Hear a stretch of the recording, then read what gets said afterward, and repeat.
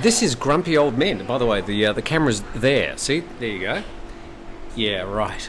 It's far too close.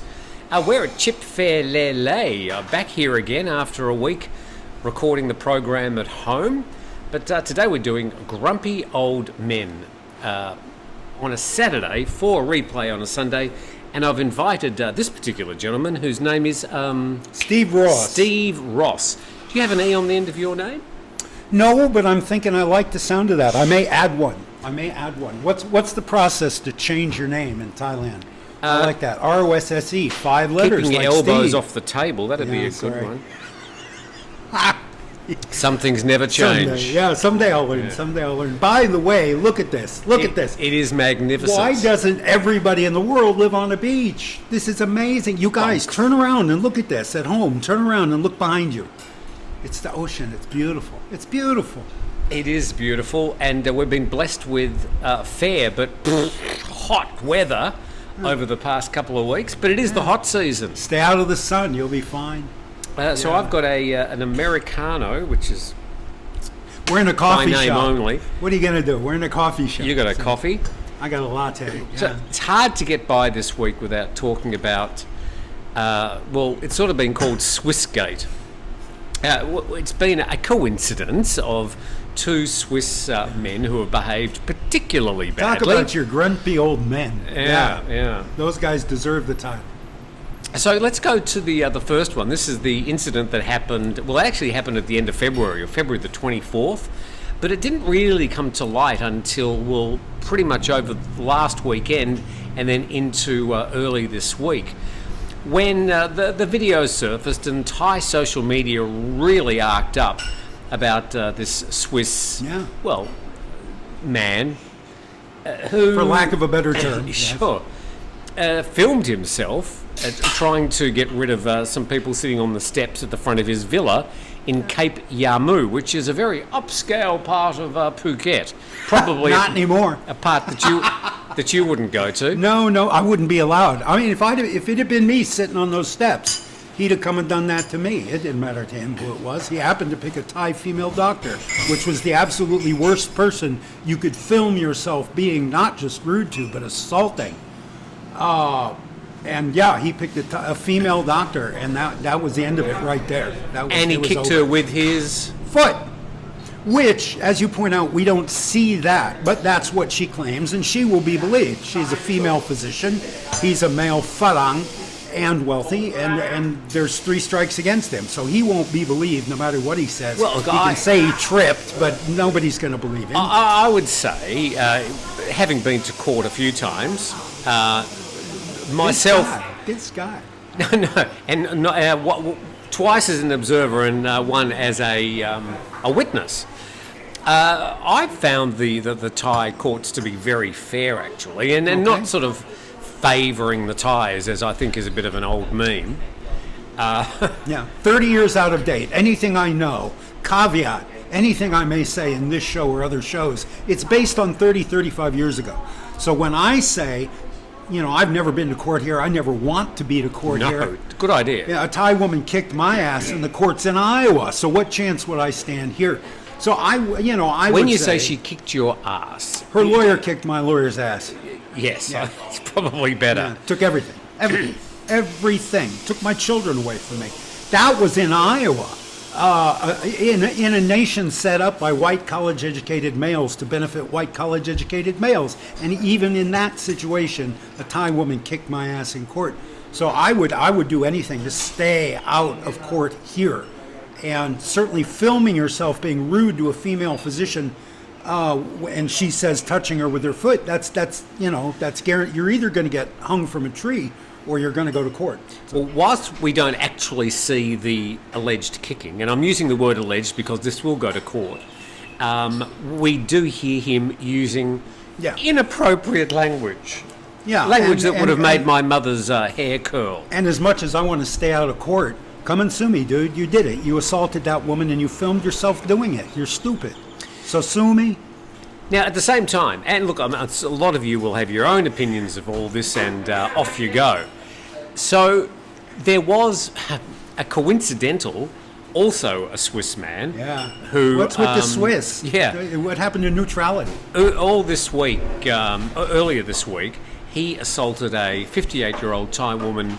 Yeah. Not only assaulted her, but he kicked the shit out of this poor woman. Yeah, put her in the ICU. Not once, but twice. He first hit her 4 times, and then when she retaliated by throwing a water bottle at him, oh, poor sausage, I'm talking about the Swiss man, he then went back over to her, put her in a headlock, and hit her again.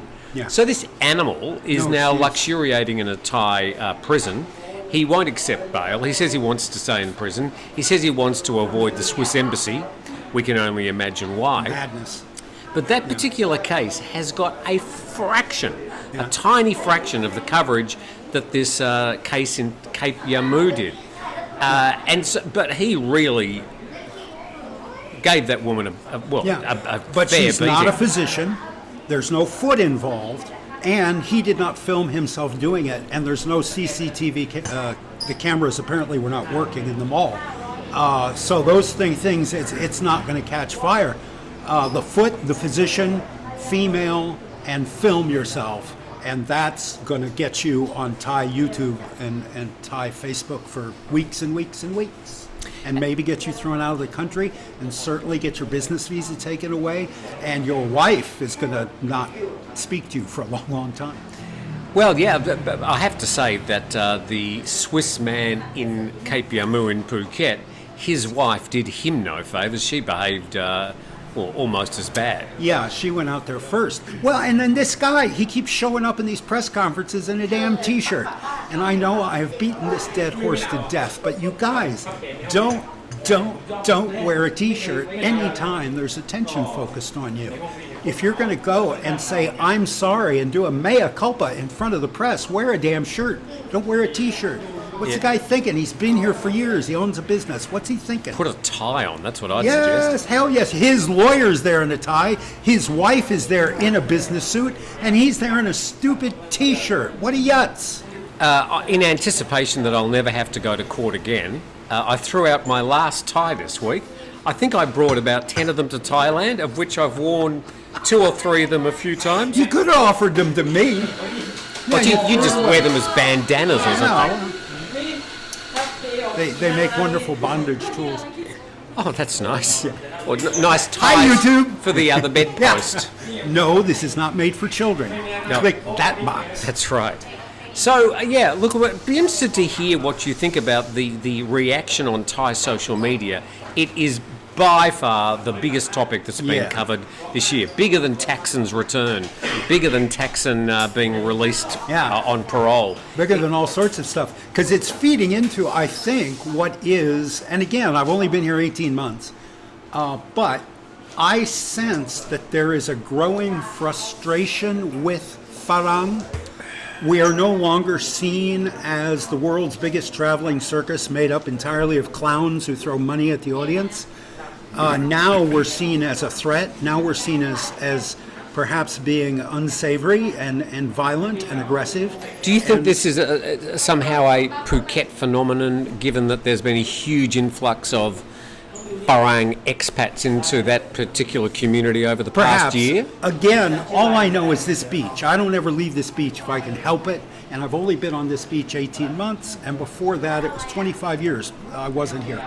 So anything I have to say, anything I perceive is based on a tiny, tiny, narrow little a subset of data points. But I think their patience is wearing thin. Just looking at social media, just looking at Thai social media, they were looking for an excuse to do some Farang bashing, particularly younger people. Get out, David. Yeah, get out, David, right? The signs, get out, David. And in English, so that we will be sure to read it. Exactly. I think that this has been simmering, and this is a trigger, and we're seeing a lot of pent-up resentment being expressed towards David, but aimed at the whole idea of Farang being here. After this story emerging and us going about our daily lives, have you found yourself being just a little bit nicer to Thai people than you, or a little bit overly nice given what's happened? I am always overly nice to Thai people. I'm a rude schmuck to Farang, but To Thai people, I use all the high-class pronouns and I use all the honorifics, and I duck my head and I smile and smile and smile and smile. Even so, twice I've gone into two businesses, a coffee shop and the hardware store where I'm known, and I've walked in, and as a big joke, people said, "Oh, yatte na Steve, yatte, don't kick us, don't kick us." So maybe there's a little bit of truth in that joking around. We're just joking, Steve. I have found myself just making sure I am just religiously nice to the all the Thai people. Yeah. Usually I try and which is a big change for you. Yeah. No, come on, dude. That's a change I'm nice for you. all the time. I hear about you at the hardware store. Yeah, when I walk in, it's not that I'm not nice, it's just that I want them to listen to my phone on Google Translate. They don't like that. No. And as soon as I walk in the door these days, they just run. Yeah. As fast as they can. And they usually leave this young Burmese guy who's going, why is everybody running away? And so then I have to go change language from Thai to Burmese, and he's usually quite helpful. The poor guy, he just gets left in the lurch. Now, the other thing, just on this case, we won't talk about it all day because there's other stuff to cover. But I got buckets. I got nothing. I had a lot of responses to these stories on my daily TNT, daily news program, if you'd like to subscribe. I should mention, Steve's got a channel, by the way, called Steve Rosse. Yeah. I don't know how he came up with that name, but it's a brilliant name for a channel. Symmetrical. 5 letters in Steve, 5 letters in Ross. It's balanced. It's a balanced byline. I like that. And a lot of people have said, the guy should have remembered that he's just a guest in the country. And after reading this sort of cute meme over and over and over, and I've heard it ever since I came to the country, that we're just guests in this country, I thought, at some stage, you stop being a guest if you're going to stay here, and you move on to being something else. A taxpayer, a lover, a traveller, an income taxpayer, an employer, so many things that I don't see myself, after 13 years here this week, I don't see myself as a guest. I'm very grateful that I'm able to stay here, but I don't see myself as a guest anymore. I've moved on to being a sort of I don't have a visa saying the word permanent resident, but in all other ways I'm a permanent resident. If you came to my house, you'd be, which will never happen. Never been invited? You'd be invited in as a guest. Sure. If you decided to stay after 1 week or 2 weeks, then you'd sort of be outstaying your welcome as a guest, and you'd sort of become a renter or a friend, or you'd become something else. But or just an unwelcome guest. I think that's the risk. I don't think you'd be a guest anymore. But so what do you think about this whole guest thing? I think generally speaking, and I'm trying to put myself in the mind of 50 million Thai people, but I think that they will always look at a Farang as a guest. Okay, and I'll agree with that. expect him or her to act like a guest. So I will do my best every minute of every day to act like a guest here. I don't have money for lawyers. I don't want anybody taking a good hard look at my visa. I don't want, I got to live here. And I don't want any conflict with anybody. I want to just slide through. So I will act like a guest when I can, and that's all. I as far as me being something different, I've been. But you're a long-term resident here now. You've been here for 18 months. But I've been writing about. I was here for 7 years in the 80s. If you haven't watched my channel, I was here for 7 years in the 80s working as a journalist for the Nation newspaper. And I've continued to write about Thailand for a total of 35 years now. I've been promoting this country in-flight magazines and newspapers and magazines all over the world for 35 years. And I don't think that has earned me any special status. At least I don't want to test that theory. I don't want to go into any situation and say, look, Thai person, I've been here, I've been involved in this country for 35 years. I've earned your respect. I've earned the Thai price, let's say. I don't want to go to the park and pay the Farang price to go in the national park. So I'm going to put my foot down and say, look, poor guy in the uniform who's stuck out here on the gate asking for money, I demand to pay the Thai price. I won't ever go there. I want to stay here and I want to be happy here and I want them to be happy with me and like me. So I'm not going to kick any physicians. I'm not going to be demanding. I'm not going to be. Well, the other sort of dimension to that is that if saying, "Oh, I'm only a guest in this country," does that mean that you act differently in your own country towards people? I think we should all. Yeah. Are you kidding? Hell yeah. Yeah. New York City? Oh, yeah. How you act toward people on the street in New York City compared to how a Farang, I think, should act here? Oh, God, no. No, I'm very solicitous and very polite. And in New York City on the street, I'd be like, fuck you. Yeah, so we're not get being... out of my way. Wait. No, you wouldn't. Well, I did. I lived there for 10 years, and that's why how I you're here. acted then. So I act that way in Iowa. So then we're being ingenuous then. We're being fake. Well, or we are assuming Culturally a role, sensitive. or we're being polite. We're just being polite by their standards of polite. Okay. It doesn't cost me anything, whereas pissing off my hosts costs me. So I'm not going to piss off my hosts. I'm going to try to be what they see as how a guest would act. Now, you're a guest on this program at the moment. Yes, I'm aware of that. You just yes. better behave nicely. Now, we are in the... It's a free lunch. I will behave as nice, and I've already eaten the lunch, so why should I behave? We're in the final days of the... Turtle Festival. Turtle Festival. Almost forgotten about it. It goes for one more day. Tomorrow night's going to be noisy, and there's going to be fireworks, and there's going to be lots of people, and there's going to be an hour delay to get down onto the beach. It's going to be big and much, much, much bigger than last year's Turtle Festival. And your contribution has largely been, apart from going and buying a bowl of soup and some strawberries and stuff, was putting together that amazing turtle from recycled cigarette lighters, which has taken a sort of an unexpected turn. Which it should have been expected. Yeah, kids are climbing all over my turtle, which I never expected. I thought it would be mounted for 10 days in the plaza with all the other turtles, and they would put it up on a plinth of cinder blocks. I had the cinder blocks. I offered the cinder blocks. It was up on a table for the whole year. I was working on it in my house. It never occurred to me they would put it on the floor and that little children would want to climb on it like a swing set or a playground piece of equipment. And I'm like, the first time I saw it, I was like, Be careful. It's paper mache, be careful. But, the Romans used paper mache as an architectural element, as a building element. It held up stone. So it is at the moment, for 9 days, it has been holding up children.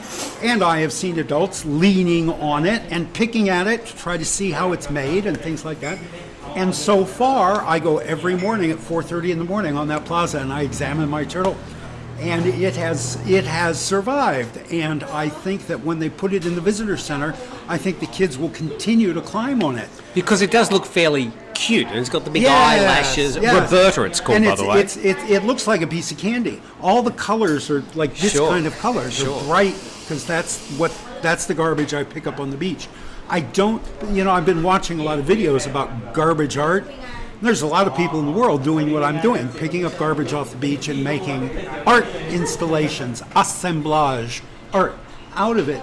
And I think the mistake they all make is you look at their stuff and you go immediately, that's trash off the beach. That's old shoes. That's trash off the beach. I want the journey of the viewer to be, isn't that pretty? Wait a minute. Is that trash? Look, Tim, that's made out of trash. I want there to be that progression, that realization. I want it to be pretty first. So I only take pretty trash off the beach. I don't take dirty, disgusting trash off the beach. And so it's going to be inviting, I am discovering.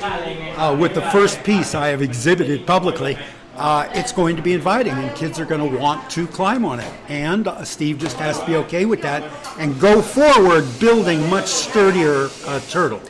So you did spend a year putting that together, and it culminated in the march down the parade. But before, which was sort of the start of the Turtle Festival, and the parade went on, because I was in a spot filming the whole thing go past. I put that video together, by the way, and messages coming through. I'll read that in a moment. So it went for about 2.5 hours. And it took you 2 hours from the top of the street to get down to, it's the most exercise you've done in a while. Day. Yeah. Stinking hot day it was. Now, as you sort of look back at your commitment and that successful march in the parade, how do you reflect on that? Nobody in this town gives a rat's ass that Steve walked in that parade. It turned out to only be important to Steve. Most people who looked at the float didn't understand it. There's nothing on the turtle that says this is made out of trash. So most Thai people, never expecting anybody would put anything in public made out of garbage, looked at it and thought that it was a mosaic of ceramic tiles, and because they know those from the temples, a lot of mosaics, broken ceramics in Thai temples. So they would look at it and go, gosh, it's much smaller than the other floats, and there's a couple phalang walking with it. Yeah, okay, whatever. And then they went on to look at the Lions Club float and the Rotary float. So it was a much, much bigger thing in Steve's life than it turned out to be in the life of this town. What did you expect? I mean, what were you hoping for? What sort of reaction were you hoping for? Did you get that? No. Did you get a little bit of polite applause as you marched by? No. I got a lot of puzzled looks. A lot of people coming up and touching it to see what it was made out of, and shrugs, and that was it.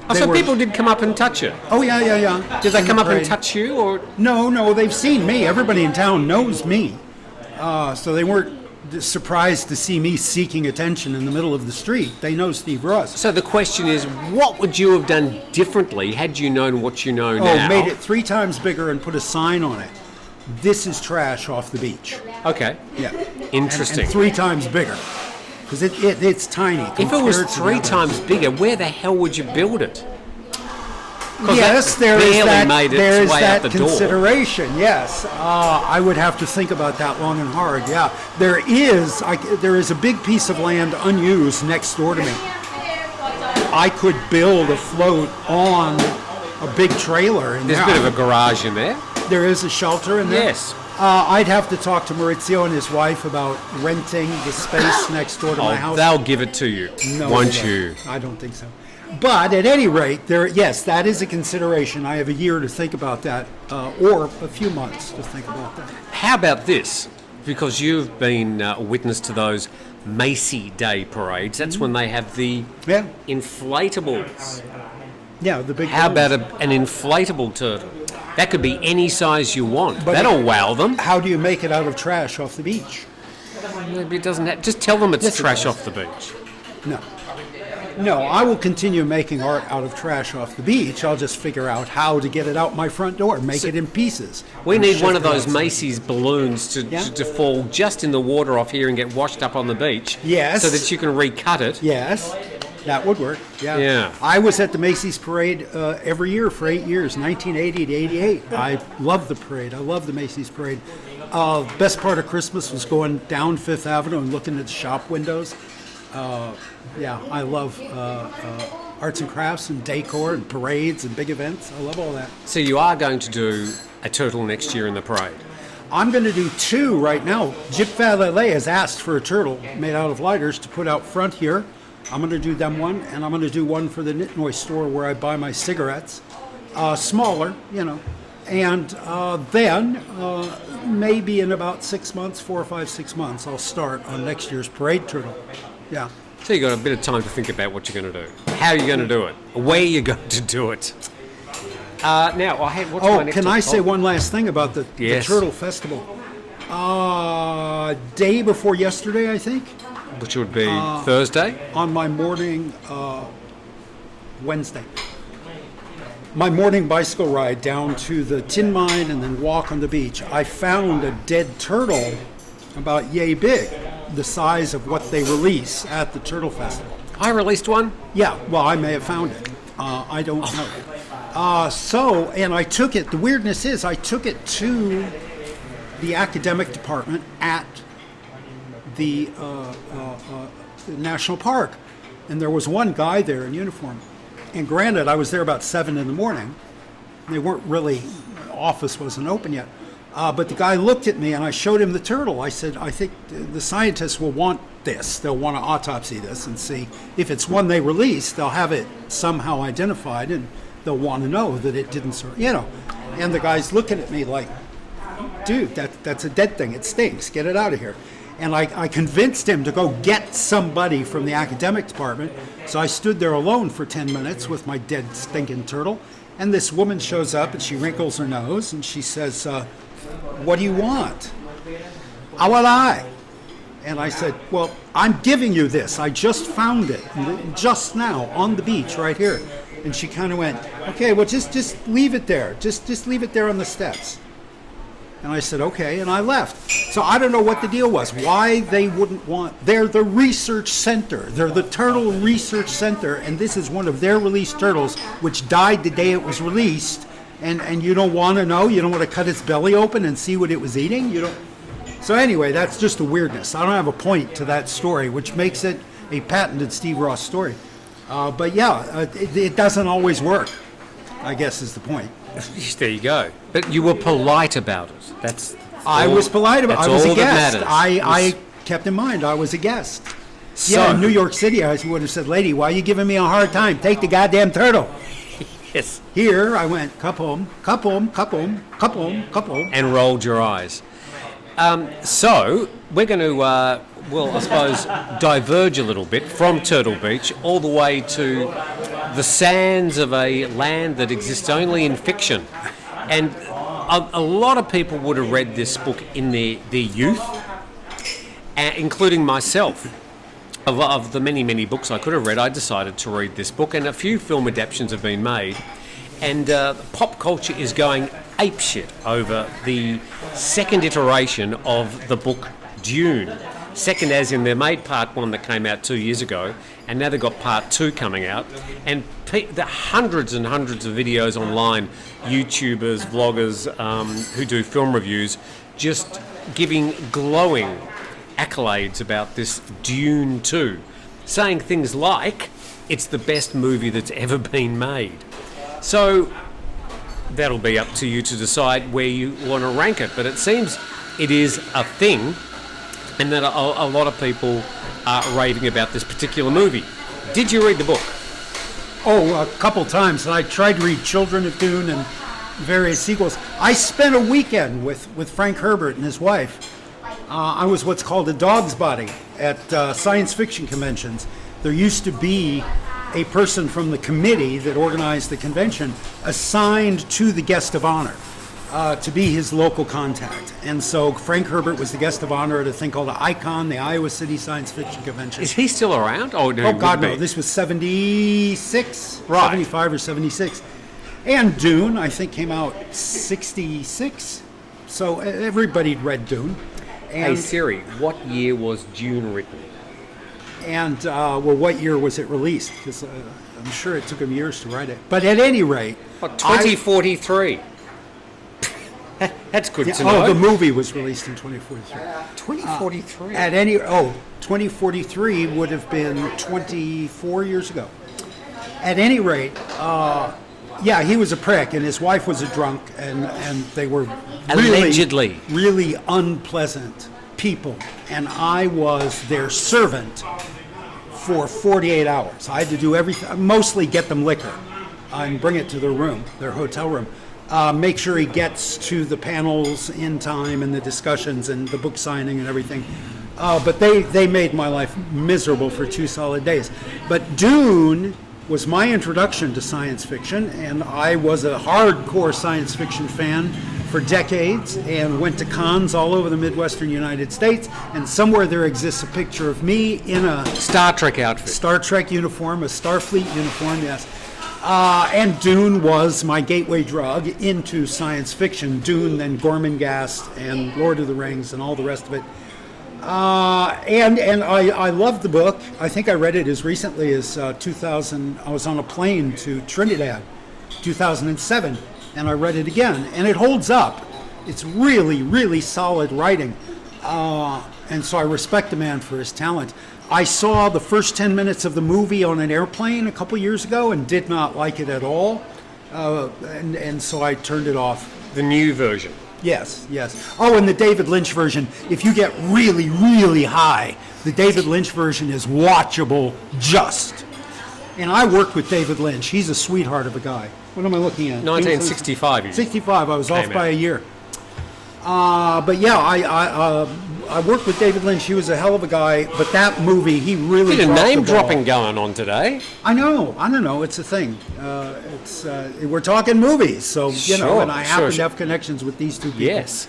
But yeah, that one, the David Lynch version, is a hoot. The leftover World War II Nazi uniforms because they were on a tight budget shooting in Mexico. A hoot is about as much as I think you could say about that version. Everything done on a shoestring, everything cheap, everything down and dirty, everything done by non-union technicians. And the whole thing looks like crap and the acting's terrible. But if you're high, you get a hoot out of it. You get a laugh out of it. It's almost taken, I think, 60 years for the film technology to catch up with a way of making this particular book into a cinematic vision.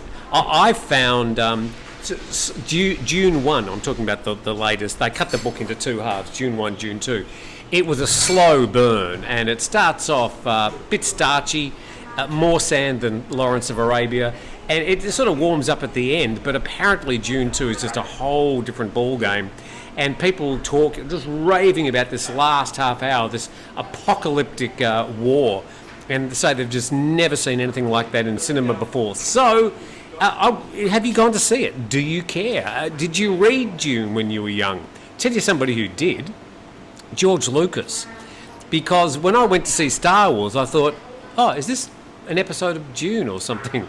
It sort of reeked of the same vibe. It's a young male protagonist on a quest, and along the way, with a lot of sand. With a lot of sand. Oh, Tatooine. All right, yeah. But the typical, Joseph Campbell listed he gathers talismans, he gathers tools that are somehow mystical. He gathers a federation of the ring. He gathers friends around him who support him, and there's an increasing level of tension release, coda, all of that. It follows the same template. But it could be said, as Joseph Campbell did, that that's just ingrained in our head. That's how we want a narrative to be presented. So, yeah. Go figure. If it makes you sit there and eat the popcorn, it's a good movie. Sure. Look, I'll be really interested to know what you... did you read the book? Have you seen Dune 1? Have you seen Dune 2? Because it's certainly the talk of the town in pop culture, which is something that I follow because I'm sort of paid to. And we'll leave that there. Fear is the mind killer was a very popular tattoo in the 70s in Iowa. I never got it. Which is a quote out of Dune. Yeah, fear is the mind killer. It was huge, man. It was a huge thing back in the day. So moving on from Dune, and I was going to say something else, but I forgot. Anyway. Sting in the David Lynch version. Sting as the Beast Raban. Yeah, that's great. You'll never see Sting any better than that. In his little Speedo. Warning sticker for doorway, electrical power board, watering cans. Oh, that's my shopping list.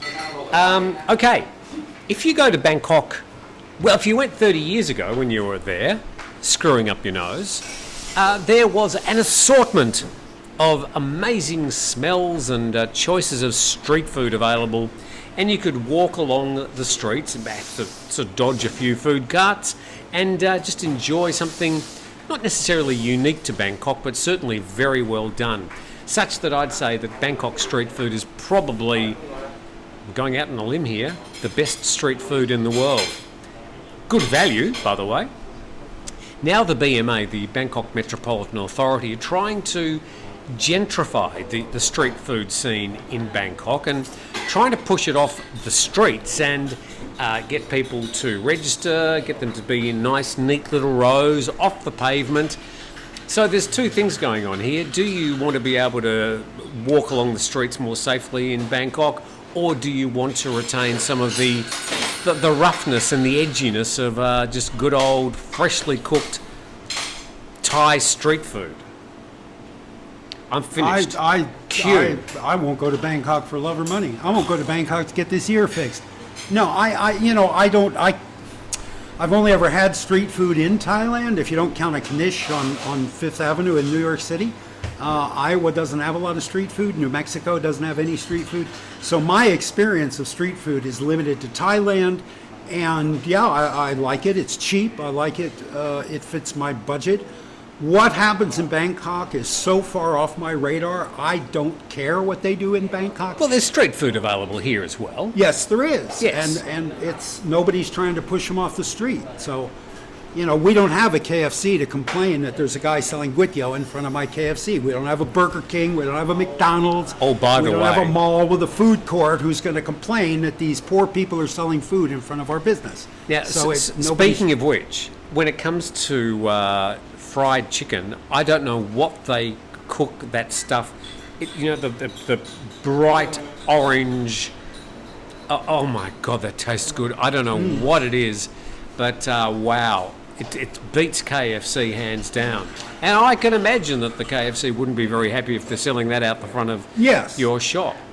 But isn't that one of the reasons we come to Thailand, for the fact that we do have to dodge around a street food cart, because these people are trying to make a living, because the taste of the street food is so good, and it's so good value, and it's cheap, and we like it, and we like just the fact that it's unique and different, and it's Thailand. If we start to gentrify it and put them in nice, neat little tents and have them paying rent, which will push the costs up, I don't know. Well, we're not doing anything. The people who are making these decisions don't eat at food carts. The people in uniforms making these decisions don't care what tourists eat. They don't care why tourists come. No tourist dollars ever get in their pockets. They're about rice, and they're about oil, and they're about status and prestige and keeping their positions. And they don't eat it from food carts. They would never be seen. The guy who makes these decisions in Parliament would never be seen eating from a food cart, except at election time. When he's looking for votes, he'll call them Pinong, Pinong. He'll call everybody brother and sister. Kissing babies. He'll be kissing babies and eating noodles. But no, typically he wants to go eat a steak in a club. He doesn't want that stuff. So I don't know. It's so far off my radar what happens in Bangkok. I have less than no opinion about. I'm sorry. Do you have any favorite street foods that your go-tos? Well, I think they do. Because it's halal, there's a lot of really good chicken. Chicken prepared in a variety of ways, as long as it's fried in vegetable oil. Some of it's halal, not all of it. If it's not fried in lard, if it's fried in vegetable, it's chicken and oil. That's all it is. That's halal. Yes, but I don't think it's intentionally halal. No, but you see it everywhere down here in the South, because there's a lot of Muslims down here. Okay. KFC is all over Indonesia, Malaysia. You see KFC everywhere there's Muslims. But at any rate, I like to eat fried chicken. My doctor says I'm not supposed to, so I try to avoid it when I can. But there's not a lot that's any When healthier. have you ever done anything the doctor told you to do? I know. How's your eustachian tube? Oh, it's really killing me today. Acting up today. Thank you for asking. You might have to go to Bangkok to get that checked. I know. Yes, I might. Though there was not a single EMT in El Paso, Texas, who could help me. So I don't know they can do anything in Bangkok. But that was back in the 1960s. So I'll struggle through. Technology's changed a bit. Yeah. Cry for me, Argentina. I've sort of got on this list, I'm not exactly sure what you're meaning here, buying a condo. There's a guy I watch, Gordon Tickle. He has a channel, a YouTube channel. He's up in Chiang Rai. He's got a bit of land up there, and he's a gardener. And he was talking in a video that he made, I think about 10 months ago. I just saw it. He was talking about, don't let anyone tell you can't own a house here. Don't let anyone tell you as a Farang you can't own land here. You can. All you need to do is set up a business. And if you marry a Thai woman, don't let anyone tell you that you don't. That if you get divorced, she'll take everything from you. You can go to court. You can get your money back. And this, to me, again, all of my information is 30 years old. So this blew me away. So I wanted to ask the Brain Trust, is this true? The Library of Congress. Have things changed in 35 years to the point that a Falang can take his Thai wife to court and expect to get back, say, half of that 3 rai of rambutan outside of Chiang Rai, or the pickup truck, or anything back? Because my perception is no. You ain't got a leg to stand on, dude. You're white. You're not going to get anything back. Yeah, I think some lawyers would say if you paid for it, then you might have some sort of claim. See, that's mind blown. To me, that's not the Thailand I knew 30 years ago. So maybe Steve has to learn, but it blows me away. Well, as far as property ownership is concerned, the spirit of the law, I'll just talk about the spirit of the law, is that foreigners can't own land, and that's about where it finishes. Yes. There are a very few visas and a very few circumstances whereby foreigners can get title on land, but it doesn't really involve anybody who's watching this program or you or me. So putting those few exceptions aside, the spirit of the law is quite clear that foreigners are not meant to own land in this country. Now, there have been some workarounds. One of them is that you could lease. You can get a 30-year lease, which has an option to be renewed for another 2 times, which would give you 90-year, that's probably going to see me out, use, if not semi-ownership of that particular land.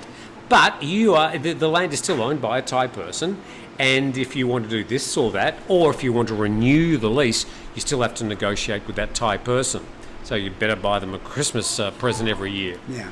Now, the other way that a lot of people do it is to set up a Thai shelf company with Thai nominees who would own 51% of the legal shares, and then use that company structure, which is a Thai company, to buy a property. Now, a lot of people have got away with that over the years, and they've bought and sold land. But it's against the spirit of the law, and there would be a body of lawyers now who would be telling or urging people not to go down that track. Even though it has been a workaround for a long time, unless the property or the company that you're using to buy the land has got something to do with the need to own land, like it might be you own the land because an elephant sanctuary. An elephant sanctuary. Might get to that one later. Or you're setting up some sort of farm or something like that, then the company has a need to own land. And if the Thai nominees are involved in that company, then you probably have a good, solid legal leg to stand on. But just to set up a company for the single purpose of being able to have a workaround the spirit of the law, I think is no guarantee. And isn't that one, I'm sorry to interrupt, isn't that one of the things that they're looking at in the purge right now on Phuket? They're looking at these shell companies. Yeah, they're looking at these shell companies that Falang are using to buy houses and land and saying, no, this doesn't. Thai Pua Thai, Thailand for Thais. It's a party. It's a political party. And it's very much the spirit. What's Thai Rak Thai? What does Thai that love mean? Thai. Thai love Thai. Rak. Or Right. if you're in Isan, Hak. Yeah. Love. Thais love Thai. At any rate, they don't want, for 700 years, it's been keeping out the Malays, keeping out the Burmese, keeping out the Khmers, keeping out the Laos. Now they also, we're just one tiny little sliver above those people, and so they don't particularly want us to have any leverage, any land, any authority, any legal recourse. They would very much prefer that we remain giddy and in that honeymoon phase of, oh my God, this place is so beautiful, and not really consider hard subjects like who really owns the land you live on or the house you live in. Yeah. Anyway, it's just apparently, yes, things have changed in 30 years. Go figure. As a caveat, don't take my word as gospel. Go if you are interested in purchasing Thai property, go and see a good qualified lawyer who has a lot more knowledge than I do about this. But that's the way I understand it. And I do know that there has been maybe 6 months ago, there was... What are you looking for? I want some water, but Q just stepped out to have a cigarette. And I need... You keep talking. I'll be right back. Don't go anywhere. Don't go anywhere. Whew, thank heavens he's gone. I need a glass of water. So I was going to say that it was about 6 months ago, there was a case in Phuket where one particular lawyer who was setting up shelf companies for the sole purpose of trying to allow foreigners from one particular nationality to buy land. They were raided, and the property, the perceived ownership of the property, was rescinded from at least, I think, 12 different customers. They lost everything, and that Thai lawyer ended up in jail. So sometimes the officials do get a bit antsy about these shelf companies being used in such a way. So if you are going to go down that track, get some good advice and do your homework. Yeah. So Or be satisfied renting. I rent. Well, I've got a long-term lease. I've got a 10-year lease. I'm hoping to renew that. That particular person I'm leasing from owns an electrical store. So guess where I've been buying all my refrigerators, washing machines. Yeah. Sure. It's all about relationships. I don't understand, and I get, I'm not like other people. That fact has been pointed out to me, going back a fair number of years. But this place has always made me feel like... Brand new. Well, that could be a song. Unambitious. I don't understand the guys who come here, particularly it tends to be guys, but women as well. And they come and they say, oh my God, the scope for entrepreneurship here is outrageous. You can do this and you can do that. And I see they need a need for this, and there's a market for this, and there's a need for this. And so I'm going to do this. I'm going to make a company, and I'm going to get partners. I'm going to get... Come and say hello. Oh, Captain. Yeah, all of a sudden I'm not interesting. Captain's here. Captain, you better come and sit here so we can talk to you. Come and take a seat. I know my place in this organization. Captain is much more photogenic than you. Captain, welcome to... This show is called Grumpy Old Men. Okay. Are you a grumpy old man, or you're a grumpy young man? Grumpy young man. Do you know what grumpy means? Nah, mood. Growth, mate. Like your mother, she's always grumpy. Ow! We haven't got the bill they're yet. Gonna spit in your food forever now. Are you on holidays at the moment? Yes, I already finished my school. Yeah. Why are you in your pajamas at what, 2 in the afternoon? Because I don't go to somewhere and I don't like to shower. Because I like when I shower. When I shower, I don't go to any place. I think I not shower because I will live in my home only. So you're going to stay in your pajamas all day, and then you're going to go to bed in the same pajamas. And I shower, and if I need to go somewhere. By the way, don't touch the table because it wobbles the. I've got to tell you that, like I've told Big Steve. See look at what happened. See it? You don't care. Anyway, just moving on. Have you seen Uncle Steve's turtle? Did you see his turtle in the parade? The great big turtle? He's going to show you a photo. Tell him that you thought it was really cool. Hey, by the way, look at this haircut. Did you see that? That's my turtle. So cool. Oh, thank you. Captain says my turtle's so cool. Nah, nah, nah. Do you know that it's made out of cigarette lighters? Yes, I know. I see. Yes. By the way, don't smoke. Just some good advice from Uncle Tim. Just show everybody your haircut. Look at that. That is very cool. Where did you get that done? I go to haircut, and my mom don't know what I will cut my hair. Oh, what did she say when she saw your hair? She say good. This hair my grandma. You got the same hair as your grandma? No, my grandma chose this. Oh, your grandmother chose the design. Yes. It's very funky. Do you know what funky means? It means really cool. Not Right. for 40 years, but yeah, okay. Okay. Well, we better put Steve back in the chair. Yeah, I don't like sharing the frame.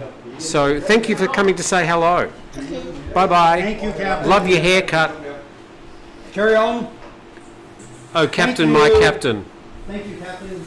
Bye, Captain. Captain, my Captain. Leaves of Grass. Walt Whitman? What was the movie? The Robin Williams. Williams. Yeah, Dead Poets Society. Dead Poet Society. That was Captain, a great my movie. Captain. Having said that, I loved the movie when I originally saw it. Boarding School. That's why you like it. But when I watched it about a year ago, I went, why did I really like this movie? Mm-hmm. Anyway, it was a good movie at the time. I've got one more thing here, another one of your topics. Thanks, Captain, by the way. He'll be after an appearance fee soon. Got the fade. Red flags. Oh! Yeah, phrases. Thanks for the water. Phrases, you're welcome. Phrases or things that should be red flags, that should warn us that something's not right about a situation. Like you hear a guy say, "She's not like these other girls." All right, that's a red flag, right? Yeah. You should immediately, yeah. your shields go up, Captain. Well, your shields don't necessarily go up. What goes up is Yeah. There. See, that should be a red flag too. If somebody excites you sexually, don't go into business with them. What was the other one I wrote down? Oh, If somebody excites you sexually, don't go into business with them. yeah. Now again, I've never gone into That's business. good life advice generally. I Well, would thought. probably. I've never gone into business with anybody, and I am sexually attracted to about half the human beings on this planet. So I may not be a good authority on that, but I think that if you try to mix Business and pleasure. business and pleasure, don't shit where you sleep, that kind of thing. Another red flag is sign here. You should just be on guard. Those are the only two I wrote down. Maybe you know some other red flags, things that perhaps newbies don't recognize as red flags. But after you've been here a while, maybe you do. The upstairs bars on Pat Pong, I don't know if there were, if it's upstairs and you have to go up a narrow stairway to get there, don't go up there. Aren't they usually the funky ones up on the roof? The funky bars? I don't, again, that word. I don't know. I don't go to bars to drink. But it used to be that what went on upstairs at Pat Pong was good because you can't get out. There's not a front door that leads right out to the street. They got you there. And you have one drink and you watch one girl dance one song and they bring you a bill for 6,000 baht. You can't leave until that's settled. You're up there. There's a narrow stairway going down that's full of bouncers. You can't leave. By the way, that still happens. Yeah, so if you go upstairs on Pat Pong, I don't know if it's Soy Cowboy or Nana as well, but the upstairs bars on Pat Pong, those were red flags. You had to be very, very, very careful. Yes, if you are tempted to go and see a ping pong show, don't. There's plenty of YouTube, or maybe not YouTube videos, you might see them on other... Pornhub, yeah. Well, you can't watch that here in Thailand anymore. No. Not that I've tried, but somebody told me. If you want to see a ping pong show live in Bangla Road or Walking Street or Soy something in Pattaya, don't. It'll be a very expensive experience for you. The goldfish show. There was a show in Australia, was a film called Priscilla, Queen of the Desert. Yeah, sure. And in the live show, there's a ping pong show in the movie, which is done very, very tastefully. And then when they put it on stage, I thought, how are they going to do the ping pong show on stage? Expertly done. Very, very well done. Props. Prop comedy, baby. Sure thing. Yeah. So anyway, I did Annie Get Your Gun, and there's a scene where there's a woman strapped to a big wheel and it's spinning, and there's balloons attached to this wheel, and Annie Oakley shoots the balloons without hitting the woman as she's going around. And I built the balloon rig. I built the thing that pops the balloons on cue. for the movie? No. Just a stage I version. wasn't born when... come on, who is it? How soon Mary they Martin. forget. No. How soon they forget. What was her name? Oh, shit. Ethel Merman. Ethel Merman was Annie Oakley, and Annie Get Your Gun. There's no business like show business like no business. But anyway, prop comedy. Bang, bang, bang, bang, bang. Yes. Right, good. I have one more thing. Right. This from a viewer. He said, can you guys sum up why we live in Thailand in one sentence? Oh, gee. I wish you would give me warning about this one. Oh, I'm sorry. Well, next week, tune in next week to hear Tim's answer. Oh, I'd have to think about that. Well, one sentence, why I live in Thailand. Well, just off the top of my head, because I feel happy, more comfortable, and safer here than I do where I came from. All right. I mean, that's very unimaginative, but just off the top of my head, yeah, I'm happy here, and if nothing else, that's the one thing I think we should all pursue in life is to be happy. Yeah. Over to you. What is, in one sentence, the reason you're here in Thailand? Because I made myself a promise on the 4th of July 1997 at the Don Mueang Airport that I would come back and live here. And so I have. I'm keeping a promise to myself I made in 1997. Right. Let's imagine you didn't make that promise and you're just here. What is the reason you like being here? One word, agency. Here, for the first time since I got married in 1993, I have agency. I decide what I will do every minute of every day, what I will eat, if I will eat, where I will eat, will I sleep, will I not sleep, will I ride the bicycle, will I go to the hot springs, whatever, every single day. I don't do a lot of really exciting things. Didn't you have agency in New Mexico? No. God, no. Oh, because you were all having to work for somebody else. Yeah, I was employed. And 3 hours of every day I was in a car driving through the desert to get to work and from work. No. And Mom, I love you dearly, but Mom had the clicker. When I got home, Mom chose the TV we watched. Ooh, So Wheel of Fortune. I don't. That's fine. It was her house, her TV. She paid the cable bill. What did you watch every night? Wheel of Fortune. Wheel of Fortune, Jeopardy, and Mom likes the old shows. Matlock, Murder She Wrote, a lot of British shows. What's the one about the doctor in Cornwall? Anyway, Call the Midwife, things like that, British shows. Downton Abbey, Upstairs, Downstairs, that kind of stuff, yeah. And football. Mom digs Iowa football, college football, Big Ten. How is your mum? Thank you for asking. That's very kind.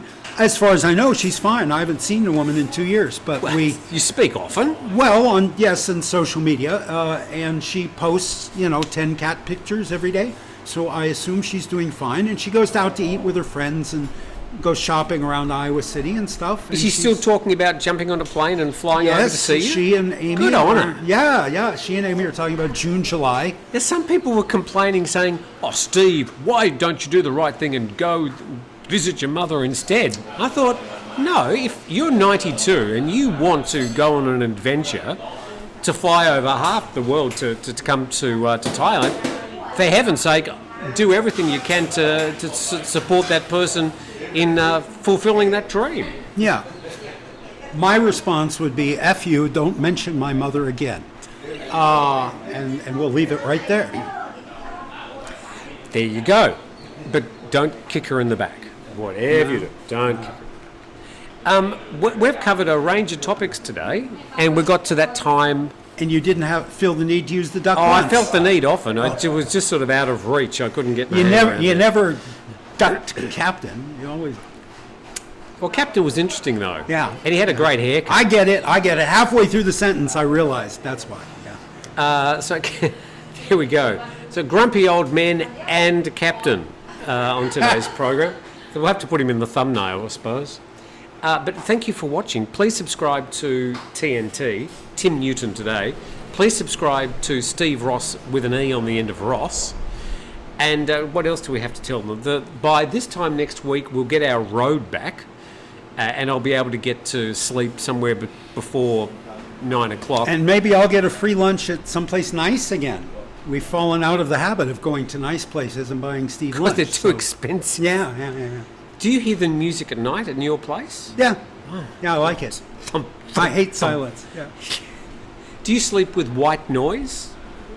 Just Usually? that. No, I sleep with the window open, and there's insects and birds and bugs in the backyard. Okay. And the ladies next door who keep very weird hours. They're up doing laundry at 2 a.m. Strangely, although I live next to the beach with the sound of surf all day, I usually go to sleep with an app with the sound of surf in my ears. There you go. Whatever floats your boat. So from the home of the Turtle Festival 2024, it's goodbye from me. And goodbye from me. And thank you for listening. You're very patient.